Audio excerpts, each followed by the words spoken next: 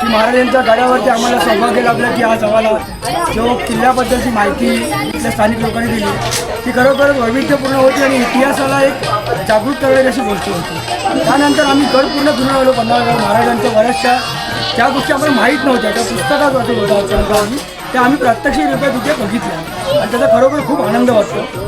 आणि त्यानंतर आम्हाला थोडा फिरायची भूक लागली म्हणून आम्ही दुर्वा समर्थ या नाश्ता सेंटरमध्ये आलो आणि इकडचं जेवण आम्ही टेस्ट केलं तर खरोखरच इतकं अप्रतिम जेवण की प्रत्येक ज्या पर्यटकाने इथे येऊन जेवलंच पाहिजे, कारण यांचा जो झुणका भाकर स्पेशालिस्ट वांग्याचं भरीत आणि इतरही आणि सगळीच माणसंही प्रेमापोटी अगदी आपलं सांगतात की घ्या आणि खरोखर इतकं छान आणि सुंदर प्रकारे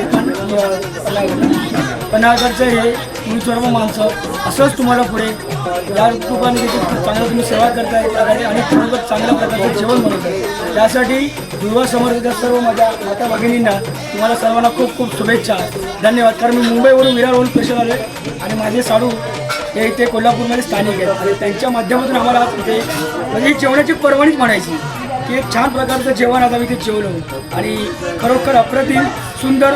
मी महाराष्ट्रातल्या प्रत्येक लोकांना एकच सांगेन की पन्हाळगडवर व्हिजिट करताना किंवा तिथे भेट देताना नक्की दुर्वा समर्थ या नाश्ता सेंटरला या माता भगिनींच्या हातचं जेवण चाखायला नक्की सर्वांनी आलं पाहिजे हीच म्हणजे तुम्ही सर्वांना नम्र विनंती आहे। Thank you very much. आणि इकडे चुलीवरची झुणका भाकरी मिळते, तुम्ही पन्हाळगडावर कुठेही जा तुम्हाला कुठेच मिळणार नाही। ही हातची म्हणजे आपल्या चुलीवरची चव चाखायची असेल ती इथे उत्कृष्ट चविष्ट झुणका भाकर मिळते, त्यामुळे इथे आवर्जून तुम्ही खायला या आणि माणसं पण खूप प्रेमळ आहे सगळ्या माता तुम्हाला सर्वांना शुभेच्छा तुमच्या मेहनतीला।